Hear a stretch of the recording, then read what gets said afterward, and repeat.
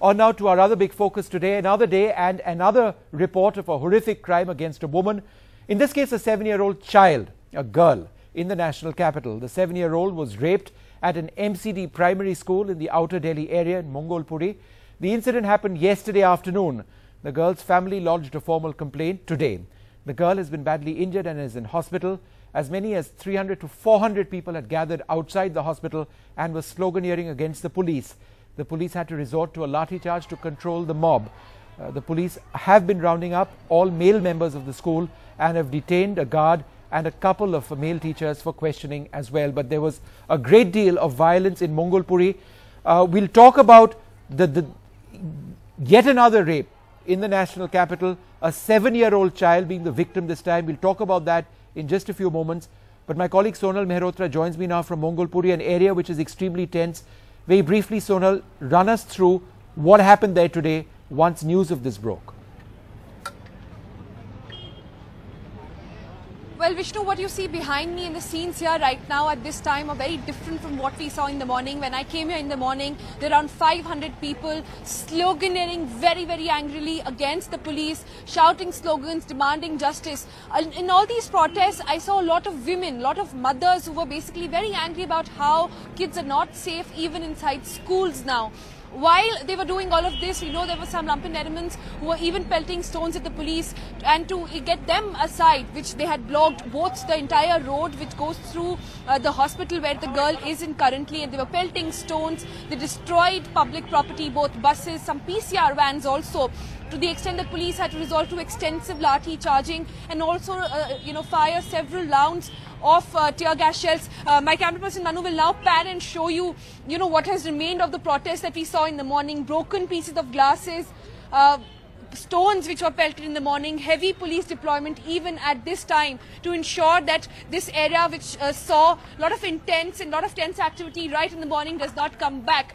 But while the protests were happening, which remained to be quite a challenge for the police, inside the hospital also a team of police people trying to get together what exactly happened and who is the one responsible for raping the innocent 7-year-old.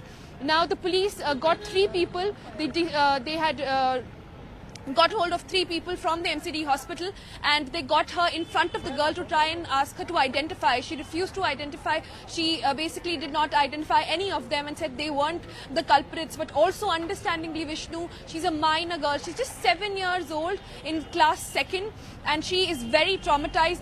The hospital authorities tell us that she's in a stable condition, but a lot of trauma, for which the Delhi police is also now roped in a private NGO who are trying to talk to the girl and try to get more details of the case. As in that happens, they will be going through and trying to get together. But what crucial evidence that we can give you at this point is that authorities tell us that yesterday, while the girl was in around noon after their meals, there was a kind of a function in the school, and the police are also expecting that there might be some other elements, outside elements who came in the school, and that might have caused it.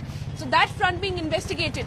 But the biggest challenge for the police today remained to be handling crowds outside. And even now, you can see behind me, police here present in good amount trying to ensure that this doesn't come back. But the one takeaway, Vishnu, which has come from today's protest has really been the fact that protesters and people of national capital, people of the country now, do not sit in silence. Whenever we see a protest like this, of a gruesome incident, of a brutal attack, and be it on a woman, spontaneous attacks, but attacks quite clearly getting out of hand as well. Attacking that bus over there doesn't really achieve anything. But the point about the spontaneous anger, and we've seen it in December in the national capital, that remains the same. So Raj, Sonal, thanks so much for joining us and giving us that report and sharing details of that violence which we've seen in that area. But the bigger story, Raj, over another rape in the national capital. A 7-year-old child is the victim. Can India crush the enemy within? Joining me now, Dr. Kalpana Vishwanath, Senior Advisor with Jagori. I'm also joined once again by Pinky Anand, member of the BJP's National Executive. Dr. Vishwanath, if I can come to you first. We can keep discussing this almost every day in the national capital. And in as much as there has been the spread of awareness of the dangers of rape in the national capital region, these incidents keep coming up. Fundamentally, has anything changed since December? That's a difficult one. I think the only thing that has really probably changed is that people are there is a little more awareness and anger, and people are willing to also report more. I'm hoping, that because the fact that we're having more cases means that there's more reporting takes place, But, I do think that the younger and younger the victims are getting, it is extremely disturbing, even for someone like us who work with violence cases continuously. It is a very deep societal malaise we're talking about, So it is not just laws, or laws are important, but we also need to understand that somewhere, and this is not the first case, it's happening in schools. I think we need to also begin to look at the amount of violence within schools. We've been talking about violence in families. Completely unreported. And they are men in positions of power often, and at 7, at 5, what are you going to say? The fear that that girl must have felt, the parents finding out. It is positive that they're coming to the police and reporting it, so that it's not an issue that it's the girl's shame.